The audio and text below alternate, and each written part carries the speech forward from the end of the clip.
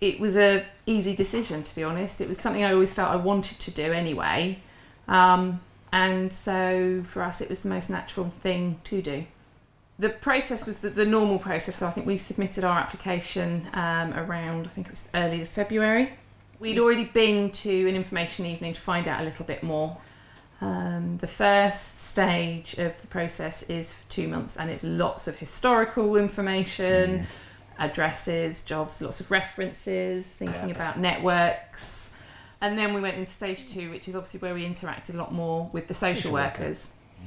She'd been a social worker for quite a long time, so she's obviously done it for a long time and was very good at putting us at ease. But the interviews were sometimes 2-3 hours long, and we had, I think it was 8 of them, 6 together, and then 1 individual each. But like I said, it was quite intense, talking about your childhood, things that had happened, how that had affected you, obviously how that made you view parenting. Would you do it the same? Would you do it differently? And then we were, obviously as they're going through all that, they interview some of your referees as well. At the end, we get to view the document that they've written, other than what the referees have said about you, which is a shame. And then we had panel. So I think our panel was September. But actually, no, they were all nice enough. They were lovely. They weren't asking questions to try and trip you up or anything. I think the key that I learnt from it was actually they're not asking you anything you don't know the answer to. And they actually just want honesty. They don't want to know that you perhaps live the perfect life.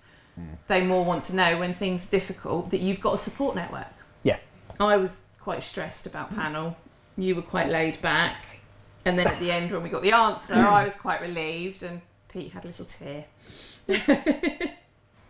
Meeting her for the first time didn't feel quite so bizarre. The strange thing is you are in someone else's house. Yeah. Obviously, you are in the foster carer's house. I remember I actually went out with some people from work that evening, and it was kind of thing. I met my daughter today. It was, it's quite bizarre, sort of, meeting. The week of introductions is again, like I say, emotionally draining, because it's totally an alien environment. She adjusted, I would say, really well. She settled.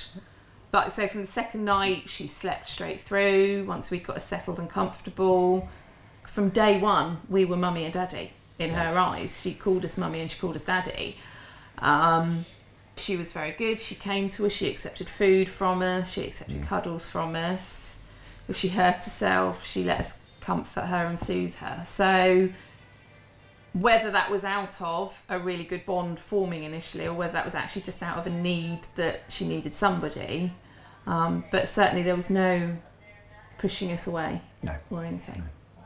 And she's come on leaps and bounds. Really. She was very quiet when she first sort of came to us, and for the first year, 15 months, very, very quiet, very quite timid. And it's obviously taken that long for her to feel safe and trust. And once that happened, she's now a 110 mile an hour child. Yeah, she's got more and more confident. Confident, talks, great friendships. She's very, very personable now.